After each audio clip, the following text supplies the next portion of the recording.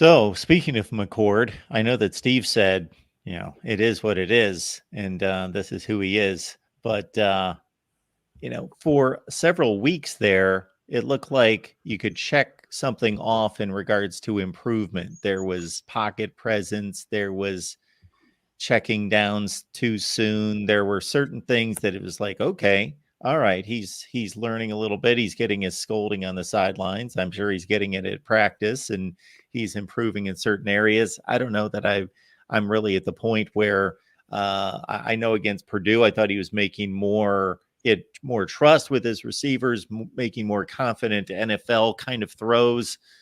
Maybe the last couple weeks, I haven't necessarily seen where he's continuing to elevate. Yeah, it's a tough discussion, and I'm sure it's one that Ryan Day and his coaching staff are having behind closed doors, and they kind of come to the fork of the road with this guy McCord. And on one hand, he left the game; his left ankle foot was in a boot, and something happened, perhaps on that play where he scrambled and slid. Somebody said that maybe a defender rolled up on him on that play, or what you sometimes see with the field turf is the foot will sometimes grab on those slides and you'll injure yourself, trying to avoid an injury. So I'm not sure what it was, but, he's a little banged up and that's not going to help. Obviously, I'm sure he's getting round the clock treatment, whatever it is that the sports medicine people think is best to get him feeling good about himself and his ankle, but that doesn't help the cause. They're kind of at the fork of the road with him. I mean, he's either got to pick it up and make the plays that are there when they're available to him, or they're just going to have to accept that he's all they've really got this year, get through this season, however it ends, 11 and 2, 11, 12 and 1, 15 and 0, wherever it goes, just kind of accept that that's what you ended up with this year.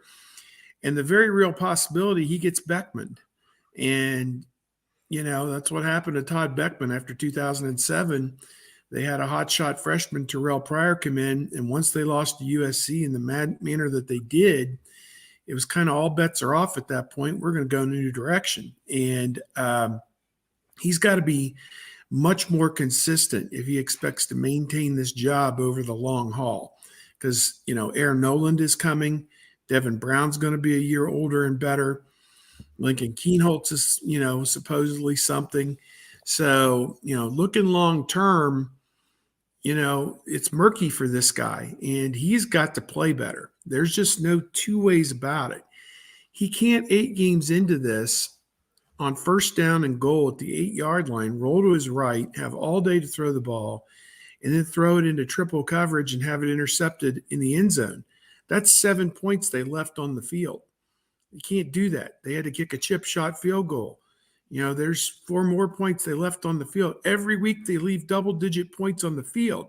That's why they asked people on the show last night, is Ohio State the best team in the country? And the resounding answer was no, they're not. But they have the best resume, so they put them number 1. You can't leave 11 points on the field every freaking week and expect to beat Michigan, Georgia, Florida State, Washington, anybody who's any good. So there you go. I do think it's interesting, and Steve is correct about these throws. And I gave you the red zone stats, completing less than 38% of his passes in the red zone. And yet Kyle McCord is still ahead of Jordan Travis, Drake May, Shedeur Sanders in pass efficiency nationally. And that's maybe the most frustrating aspect of it, I think, for people, is because you see what is there and you don't see it all the time. And it's the ups and the downs, the highs and the lows that frustrate some people, because the throws that he can make, but that first interception is one that you've got to throw away, because there was nothing there initially. I think that was one of the ones that was drawn up for the tight end initially, and that was blown up right away. So just get rid of it. And that's something that this is a mistake that you want to have happen in this game rather than Michigan or Big Ten championship game or the playoffs.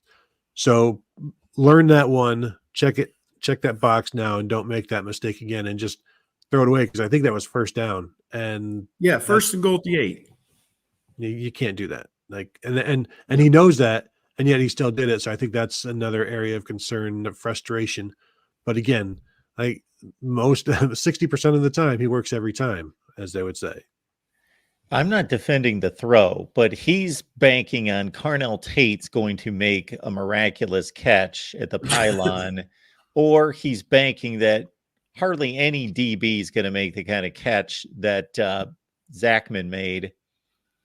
But he had Marvin Harrison back in the corner, and it would have been about a 5% chance of happening. But if he lofts that thing toward the back pylon and throws it basically out of bounds, then maybe that was the option. If he tried to make any kind of play happen there, obviously he should have most likely thrown the ball out of bounds.